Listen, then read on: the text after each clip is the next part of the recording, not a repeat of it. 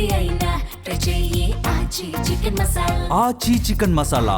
కేసీఆర్ గారి కూతురు కవిత కొత్త పార్టీ పెట్టిందట. నేనేమో అమెరికాలో చాలా బిజీగా ఉన్నాను. ఇరాన్ యుద్ధం ఆపకపోతే 850 కోట్ల ప్రజలు నష్టపోతారు 200 దేశాల్లోని. రాత్రి పగలు ట్రంప్ గారితో, స్పీకర్ మైక్ జాన్సన్స్తో, లీడర్స్ అందరితో చర్చలు జరిపిస్తున్నాను. ఈ లోపున మన తెలుగు రాష్ట్రాలను సర్వనాశనం చేయడానికి అనేక మంది ఇంతకుముందు ఎలా పార్టీలు పెట్టారో అలాగే తెలంగాణను సర్వనాశనం చేయడానికి కవిత ఇంకొక పార్టీ పెట్టింది. ఎవరు పెట్టించారు, ఎందుకు పెట్టించారు అవన్నీ మీకు తెలుసు. అందుకే 1000 మంది ఎక్స్ఎమ్మెల్యేలు, ఎక్స్ఎంపీలు, ఎక్స్ మినిస్టర్లు ఒక్కరు కూడా జాయిన్ అవ్వలేదు. కేవలం తండ్రితో ఉన్న గొడవ. అప్పుడే చెప్పారు కేసీఆర్ గారు 2008లోనే. కవిత నా చారిటీ సిటీకి వచ్చినప్పుడు, సార్ మీరు 10 కోట్లు అడిగితే 15 కోట్లు ఇస్తానన్న. కవిత అడుగుతుంది ఎంత ఇమ్మంటారంటే కవిత నమ్మొద్దు, ఏమీ డబ్బులు ఇవ్వద్దు అని. కేవలం అన్నతో ఉన్న గొడవలతో తండ్రి సెటిల్ చేయకపోతే లక్షల కోట్లు ఆస్తి కొరకు, ఎందుకంటే కేసీఆర్ గారు తెలంగాణ ఏర్పడినప్పుడు 1,40,000 కోట్లు మిగిలింది. ఆయన 10 సంవత్సరాలు వెళ్ళినప్పుడు 25 లక్షల కోట్లు దాదాపు బడ్జెట్. ఆ తర్వాత 8 లక్షల కోట్లు అప్పు. అంటే 33 ప్లస్ దాదాపు 35 లక్షల కోట్లు. ఎన్ని లక్షల కోట్లు మిగిలింది? తనకి ఎన్ని లక్షల కోట్లు ఇవ్వాలి? నాకెందుకు సీఎం పోస్ట్ ఇవ్వరు? నా దగ్గర 1000 కోట్లు ఉన్నాయి, నేను ఖర్చు పెడతాను అని ఇప్పుడు కోట్ల రూపాయలు ఖర్చు పెట్టి ఫ్రంట్ పేజీలో న్యూస్లో వేయించుకొని మన బీసీ, అంటే నేను బీసీగా మాట్లాడుతున్నాను, మన కాపులు, నేను కాపుగా మాట్లాడుతున్నాను, ఎస్సీ, మన ఎస్సీ, ఎందుకంటే నేను ఎస్సీ దళితుల అమ్మాయిని పెళ్లి చేసుకున్నాను కనుక కులాలకు, మతాలకు, ప్రాంతాలకు అతీతంగా నేను సేవ చేశాను కాబట్టి మనల్ని మోసం చేయడానికి మరలా కవితని దించారు. 80 సంవత్సరాలు మన బీసీల్లో ఒక్కడు ముఖ్యమంత్రి అయ్యాడా? 60% ఉన్నా. మన కాపుల్లో ఒక్కడిని ముఖ్యమంత్రి చేశారా? 27% ఉన్నా. మన దళితులు కానీ, ఎస్టీలు కానీ, ముస్లింలు కానీ, క్రిస్టియన్స్ని కానీ ఒక్కరిని 5 సంవత్సరాలు ముఖ్యమంత్రి చేశారా? ఇప్పుడున్న పార్టీలు 12 మంది రెడ్లు అయ్యారే. 3% ఉన్న వాళ్ళు 3 అయ్యారే. మనల్ని అవ్వనెవరు? వాళ్ళదే దోచుకోవడం, దాచుకోవడం, ఖర్చు పెట్టడం. అందుకే కవిత 1000 కోట్లు దోచుకున్నది, 1000 కోట్లు దాచుకున్నది, లక్షల కోట్లు సంపాదించడానికి తండ్రితో ఫైట్ చేసి, శర్మిల ఏ విధంగా అన్నతో జగన్తో ఫైట్ చేసి, అప్పుడే చెప్పాను శర్మిల పార్టీ ఫైట్ కొరకే, సక్సెస్ అవ్వదు, క్లోజ్ అయిపోద్ది.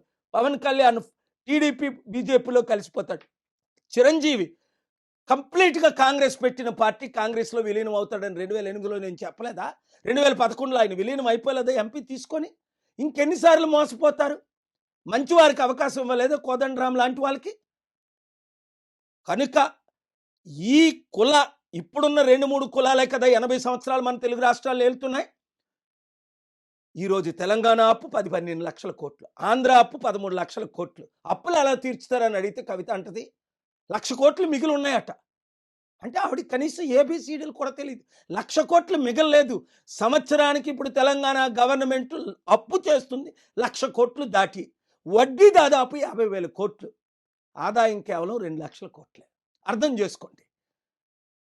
వీళ్ళ వలన, కవిత వలన ఎవ్వరికి ఒరిగేది ఏమీ లేదు. కేవలం తన ఫైట్ కొరకు BC, SC, ST, Christian, Muslims అందరూ ఏకము కండి గద్దరన్న చేరిన Prajashanti party chief secretary Danamayya గారు మాల, ఐఏఎస్ చీఫ్ సెక్రటరీ రోషయ్య గారు మాదిగ. కులాలను పక్కకు పెట్టి రండి పాల్ గారితో చేరుదామని మన ప్రజాశాంతి పార్టీలో చేరారు. రిటైర్డ్ డీజీపీ సాంగ్లియానా గారు ఇప్పుడు కూడా బ్రతికే ఉన్నారు. ఇలాంటి 100 మంది గద్దరన్న లాంటి వారు ఎందుకు చేరారు? నేను ఒక్కడనే అభివృద్ధి చేయగలను, అప్పులు తీర్చగలను, కంపెనీలు తీసుకొచ్చాను, కంపెనీలు తీసుకురాగలను, ఎకానమీని డబుల్ చేయగలను. ప్రపంచంలో ఉన్న నాయకులందరూ నాకు తెలుసు, బిజినెస్ లీడర్స్ అందరూ తెలుసు.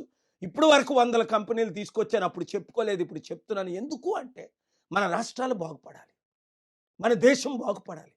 చైనా జీడిపి 22 ట్రిలియన్కి వెళ్ళిపోయింది. 37 సంవత్సరాల కిందట మనం ఈక్వల్ జీడిపి మంది కూడా, చైనాది కూడా సేమ్ జీడిపి ఆల్మోస్ట్.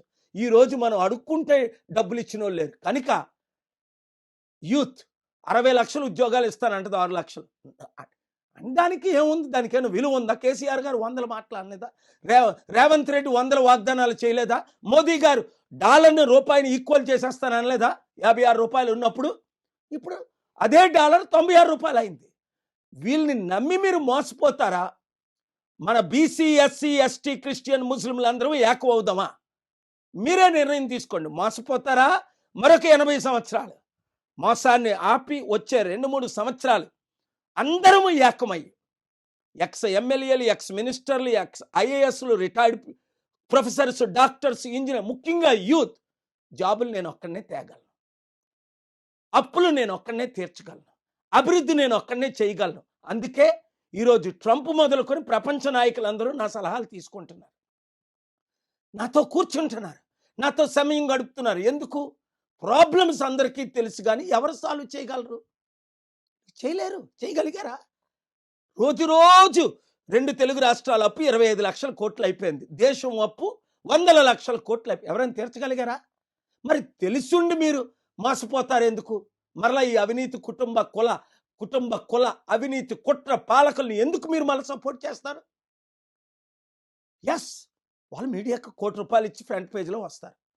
అది వద్దు. మనకి మార్పు రావాలి. ఆ మార్పు మనమే తేవాలి. ఆ అభివృద్ధి మనమే చేయాలి. మనం అందరం కలిసి పోరాడాలి.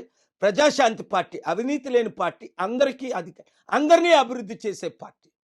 మీరు నేను కలిసి చేద్దాం. 2028, 29 ఎలక్షన్లో సంపూర్ణ మెజారిటీతో 2 తెలుగు రాష్ట్రాల్లో గెలుద్దాం.